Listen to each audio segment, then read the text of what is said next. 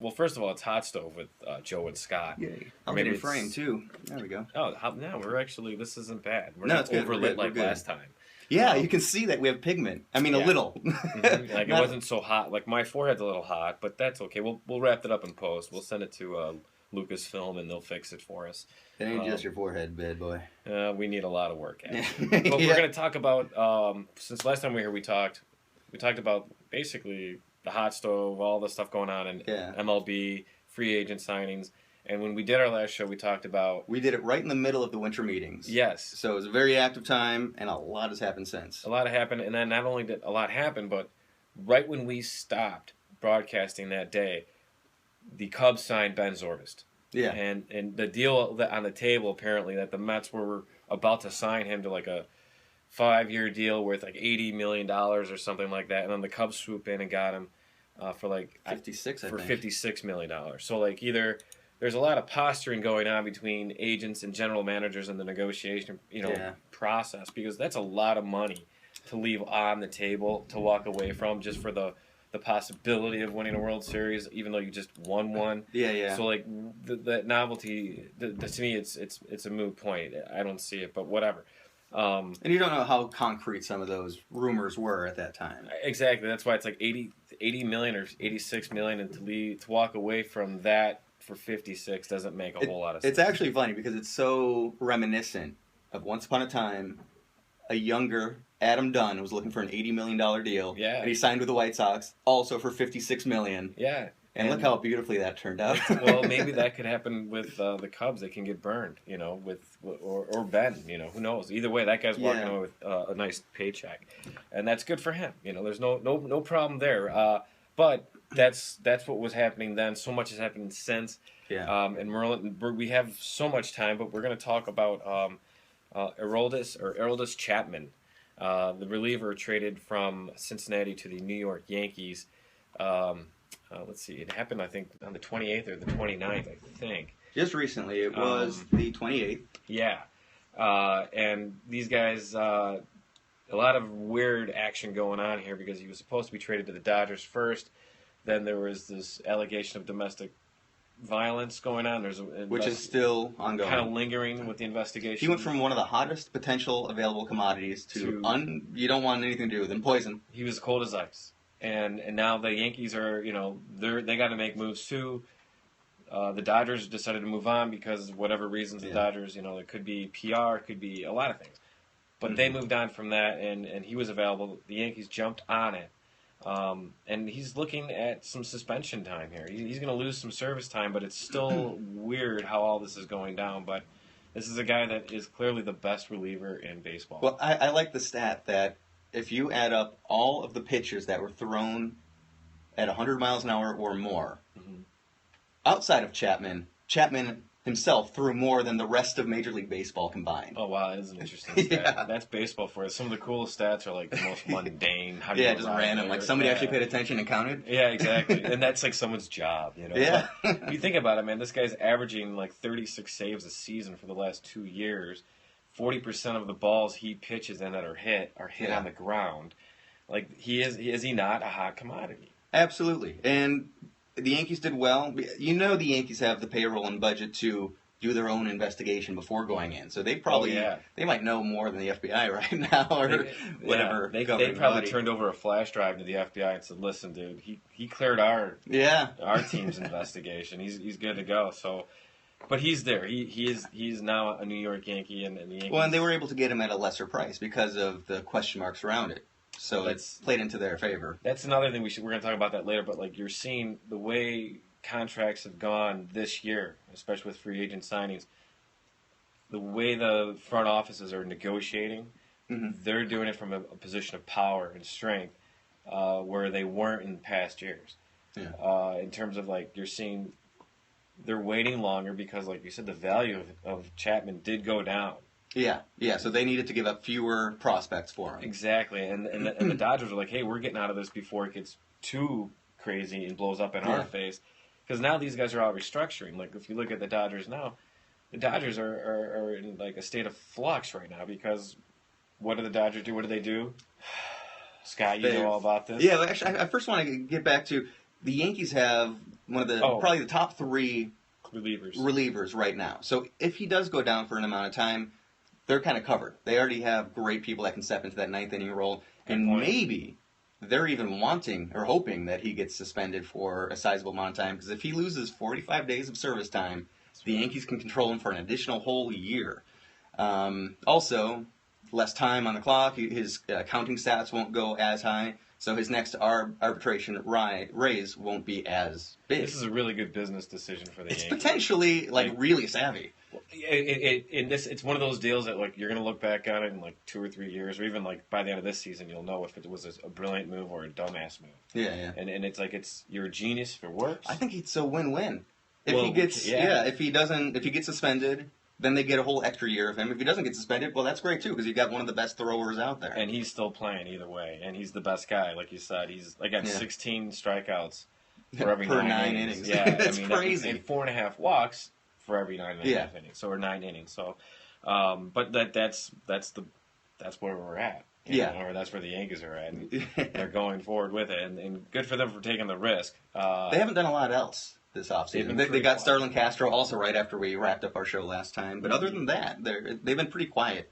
Yeah, exactly. Quiet. And that's sometimes it's not the move you make; it's the ones you don't make. Yeah. And that could be it with the Yankees right now. Yeah.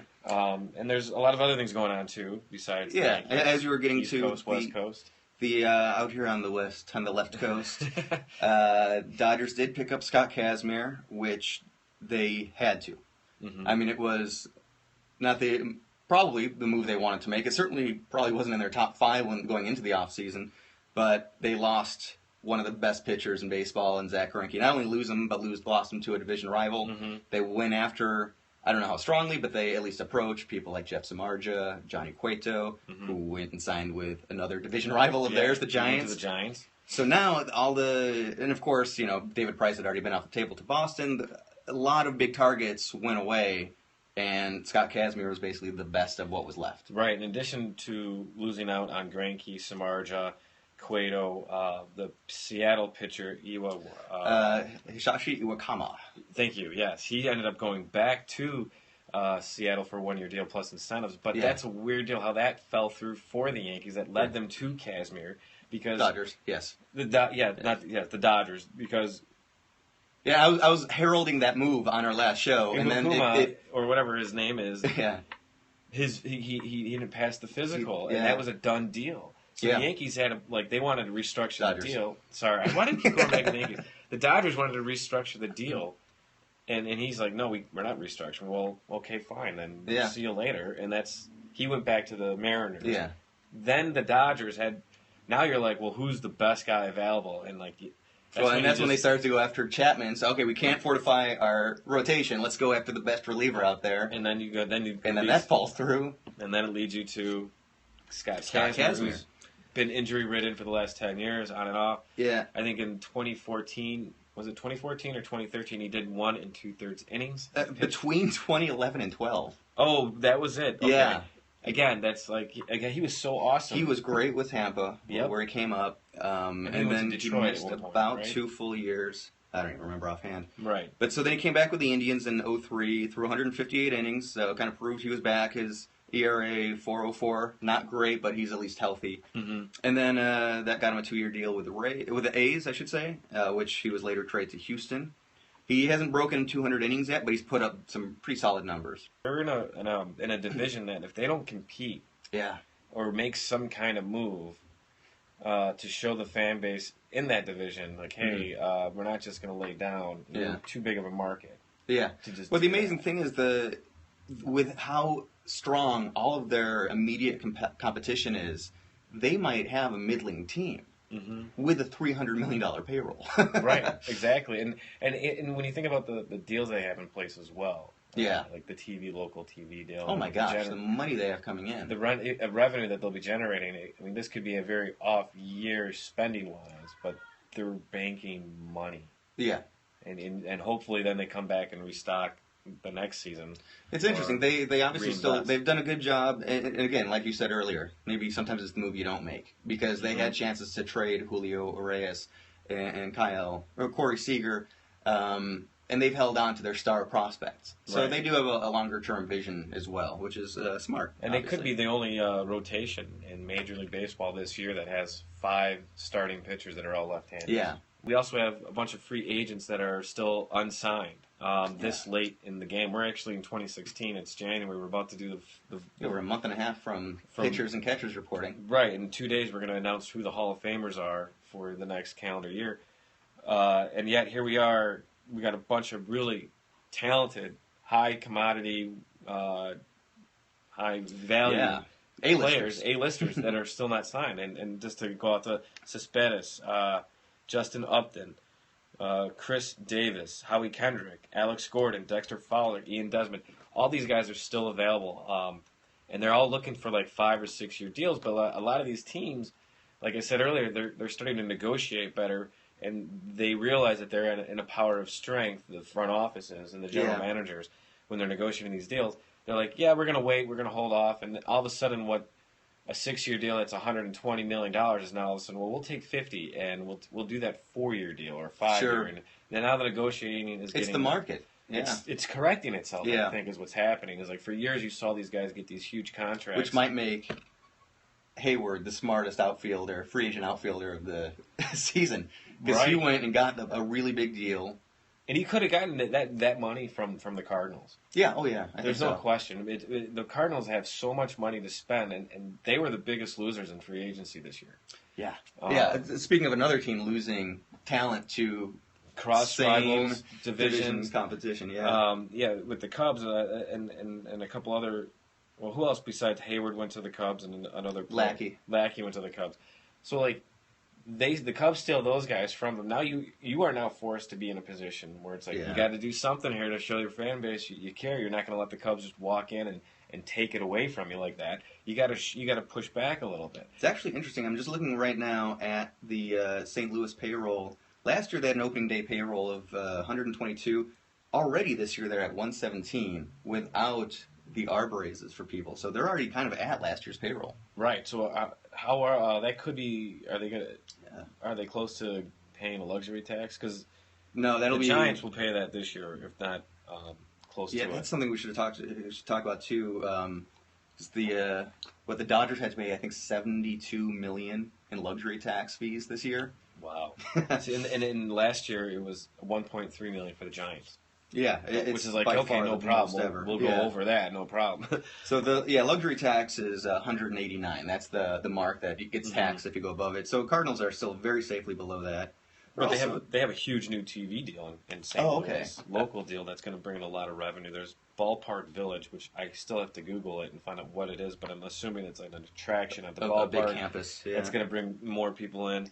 So like. That's why they're the biggest loser, because like they have the money, they have the revenue, and the stream's going to be coming in for long term.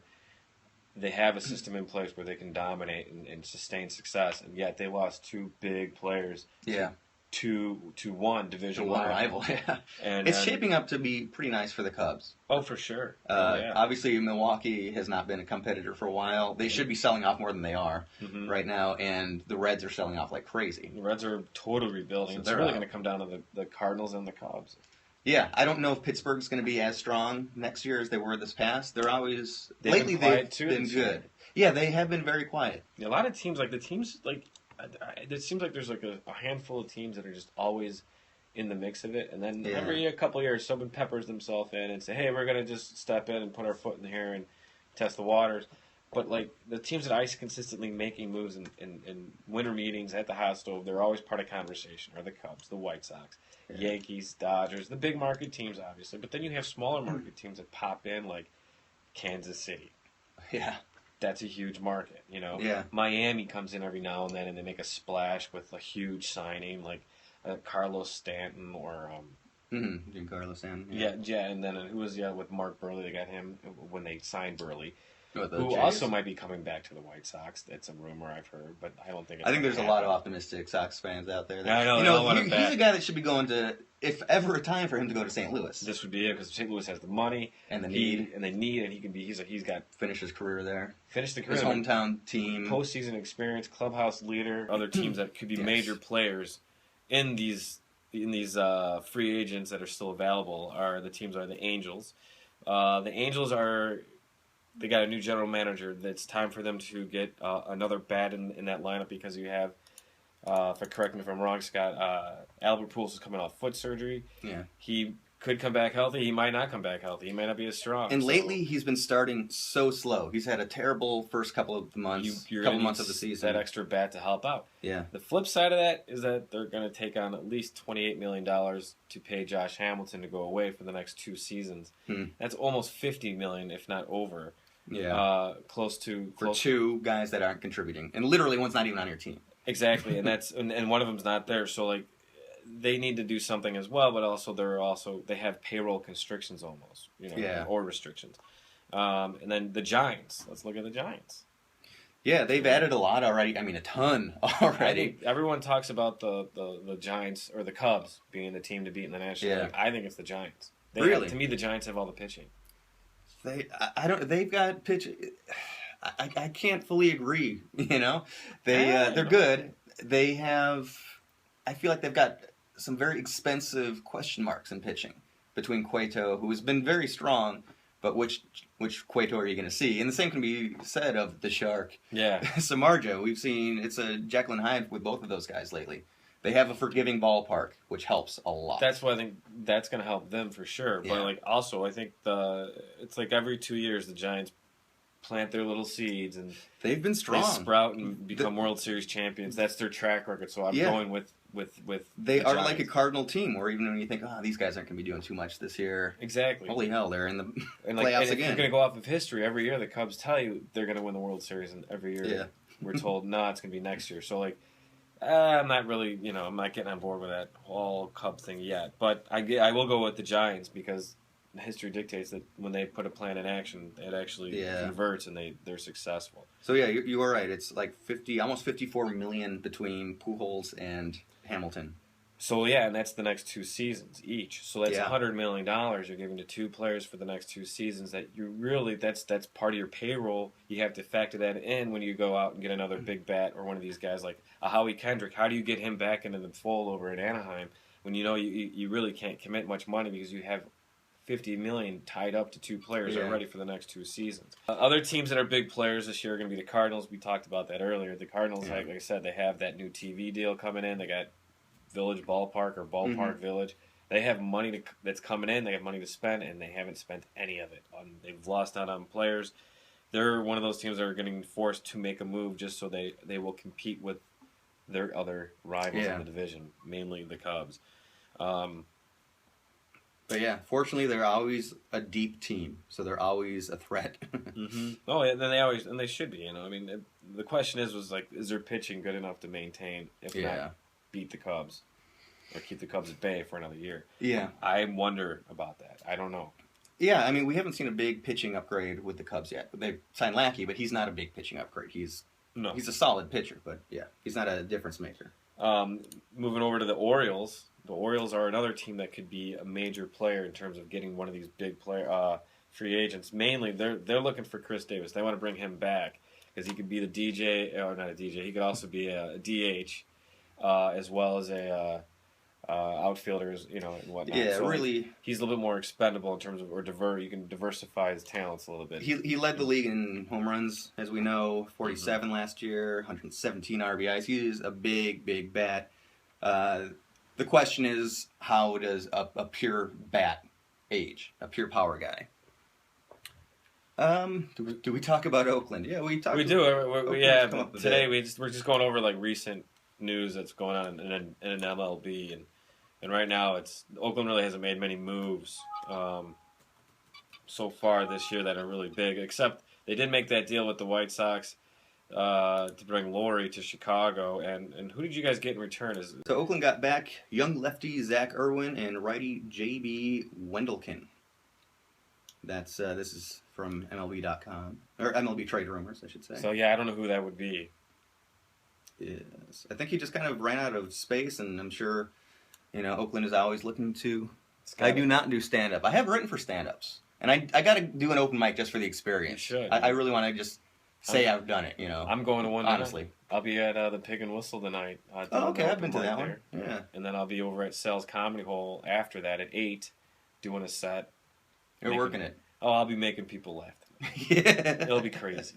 No kidding. And just shouting jokes out the window as you're driving between gigs, just to stay on. You know it, man. You got to stay loose. There you go. That's how it is. Hey, good to be here on the 405. How you guys doing? You know it, man. Another team is the White Sox. They made a lot of improvement this year. It's been nuts. We had nothing to talk about when it came to the White Sox for the last show, and then they went nuts. Well, the White Sox are rumored to be in talks with pretty much every single free agent outfielder available, from Cespedes, Upton to Davis, Gordon, the whole 9, all of them. They're all in list, but the White Sox apparently only want to pay 3 years worth. It came out, and I don't know where this information came from. If the Sox leaked it, if they did, I feel not a good negotiating standpoint. Or if it came from a really pissed off agent, it's like, dude, the White Sox are jerking us around. They only want to give 3 years to Alex Gordon. Nuts. Well, I think that but by doing that, other teams, they see what's going on. They see that they're like, well, hell, man, could it be lowering the market? We could lower. Why should we pay 6 years more? You know what I mean? Give them a 6 years. Heinz, gotcha. Oh, okay, cool. But you know what I'm saying? Where it's like, oh, the Sox are saying, we only want to pay 3, and that's it. Now all of a sudden, like, well, why are we paying 6? Yeah, because as you said, why would we overbid? We've got about 4 or 5 major outfielders and kind of not that many job openings. And the more time that passes, where people are still available, they're not signed, the value of these guys goes down. Now, whoever signs, the first guy to break this game of chicken, signs first. That's going to be the guy that everyone's going to hold the bar to. So if Justin Upton comes in at 5 years at $60 million. Will Chris Davis get something similar, more or less? It's crazy. Apparently, I think it's going to be less or similar, but nothing more. Apparently, at one point, he had maybe $150 or $140 million offer from Baltimore, and he, let the offer expire. And now is he going to regret that going forward? I think he would totally. Again, it's leaving money on the table, but it's also. You're taking a risk and misjudging the market, basically. Yeah, and that's absolutely. That's capitalism. But at the end of the day, these guys are all waiting for a big payday, and they think that's going to come. And I just don't think it's going to happen for either one of them, based on how long it's taking. The longer it does take, to me, the front office will have the upper hand in negotiating. Yeah, I don't know if you would agree with that. No, I could. Yeah. I'm always surprised. That said, I agree with that, but I'm always surprised at what they do end up getting, especially if it's Boris doing the negotiating. Yeah. Somehow it seems like, all right, this guy's up against the wall. He's got to take whatever he gets, and he still gets a $90 million contract. I think that's another thing that the front office GMs are looking at, hey, this guy's represented by so-and-so. We could hold off. We can wait. We know that guy's story and how he handles negotiations. We'll get in down the line when it's more appropriate. We're not going to be the guy that builds someone else's value up. Sure. I think that agent, if an agent actually leaked, the Sox only want to pay a 3-year deal. Yeah. I don't know how that builds his client's value up or devalues the White Sox in the marketplace. I think it actually helps the White Sox and other teams competing for the talent, because now they're resetting the value. Maybe, but it could mean. Well, the White Sox are off of the radar for a lot of these guys. I don't even want to start conversations with them now. Now, that could be it, too. The White Sox could also completely remove themselves from contention and from the negotiating table by saying that out loud. So an interesting thing, opt-out clauses are very interesting. Yeah, there's a couple guys have them. Quite a few. Kazmir has one. Recently. Kazmir has an opt-out after just 1 year, so that could even be the Dodgers' hope. Is maybe he'll get off of our roster next year, and then we'll have another crack at whoever the top names will be. He may retire. Yeah, that's right. After all those seasons of just being hurt.